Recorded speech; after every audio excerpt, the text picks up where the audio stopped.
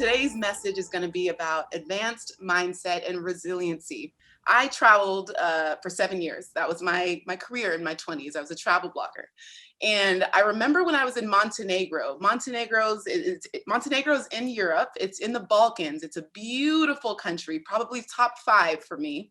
And I was walking and I was just exploring. And I remember I was getting those peculiar stares. I was used to the stares. You know, I'm a solo Black woman. I get it. I'm in a country that doesn't have many Black people. There were those stares, but this stare was different. And I was like, okay, I'm just gonna keep on going with it.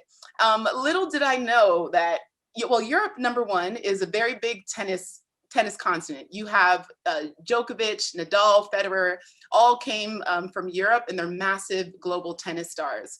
And little did I know, I resembled Serena Williams.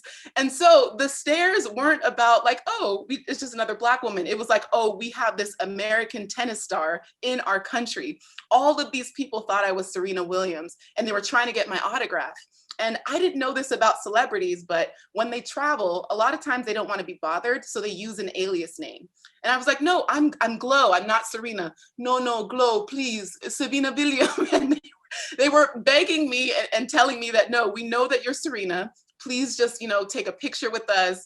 And it was so funny, but I was like, I was literally trying to outrun the paparazzi. And I got back to my hostel, and I go out to dinner later on, and there's this one Russian man who was still able to track my whereabouts.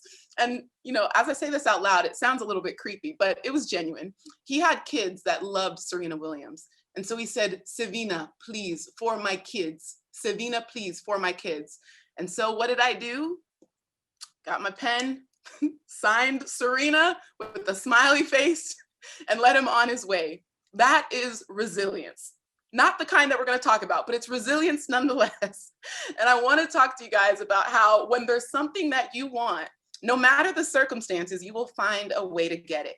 That's entrepreneurship. That's life. But advanced mindset, I want to break down an acronym here, because advanced mindset, it comes down to your mind. So I want you guys to write out MIND, and we're going to break down a mind framework that's going to help you have a more advanced mindset. The first one, M, mission, a mission that can change the world. A lot of us are still operating from a very selfish place. And I speak from experience. When I was travel blogging, all I wanted to do was travel the world and get paid. So some of you guys have to understand, like, what is it about your skill set, your career, or your industry that you can attach to a greater cause? Maybe because of personal experience or overcome trauma. Think about it. If you're a nutritionist that overcame a disease, how can you now teach on holistic wellness? Okay. If you're a business coach, maybe, who overcame poverty, how can you now attach socioeconomic issues as a part of your branding, as a part of your messaging? Take your own personal story and attach it to a larger mission, because that's what's going to make you stand out as a leader, make you stand out as an entrepreneur, and just make you stand out in your industry in general. Intuition to speak up when it matters. Leadership is easy when things are going well. It's easy to be a leader when you don't have to actually lead on hard stuff, okay? And I was like, ooh. And I found myself like really having to feel convicted about what leadership means, and that intuition to speak up when it matters most. Because sometimes controversy is necessary in a teaching moment. Figuring out how to take something that could be controversial and turning it into a teaching moment. Every single thing that I post, you'll never find, my page is not about drama. My teaching style, my education style, nothing is about drama or gossip or hatred.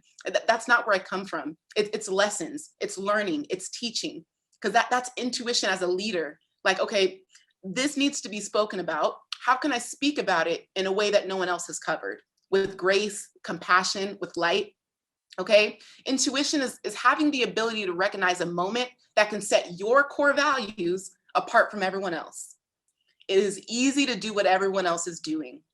It is easy to speak like everyone else is speaking. The hard thing is to pause and to reflect. And when you're about to speak out on something, how can you do that inner work of saying, okay, can I see myself in this situation? Have I done something like this before? Okay. The next one, N, nuanced navigation. And it's funny because I was like, what is nuance? We use it a lot of times, but we use words sometimes and we're like, wait, what's the actual textbook definition of nuance? Nuance is a subtle difference, a subtle change of expression, okay? And a lot of times you're gonna navigate through life, not always needing to go with the flow of the world. And whether your business mission is to change the face of education, maybe your business mission is to change the face of marketing, again, because your advanced mindset is going to be more forward thinking. There's going to be a larger cause that you've got to attach your branding to, but you have to have nuance in your teaching, in your decision making, in your integrity, in your values. You have to be able to recognize what's for you and what's not. Okay, don't chase things. Attract them by the way you show up. Don't chase after things. Attract them by the way you're showing up in the world, okay? I think a lot of times, especially as a beginning entrepreneur in my 20s, I was still so hungry to fit in, hungry for purpose, hungry for finances because I was broke, trying to figure out like, where do I go? And your navigation, your GPS system has to have nuance. If you are going the direction of everyone else, you might not be doing it right. You might not be doing it right because leadership is going to take you to pause. It's going to force you to slow down. It's going to force you to detour sometimes. It's going to force you to put something in reverse, put the whole vehicle in reverse and say, okay, I went down this path because I saw everyone else doing it, but maybe this isn't actually where I'm supposed to be going. Okay, nuanced navigation. There should always be a subtle difference in the way you're speaking up, in the way you're showing up, in the way you're leading, in the way you're educating, in the way you're providing, in the way you're serving. There should always be nuance, okay? And then D, diligent.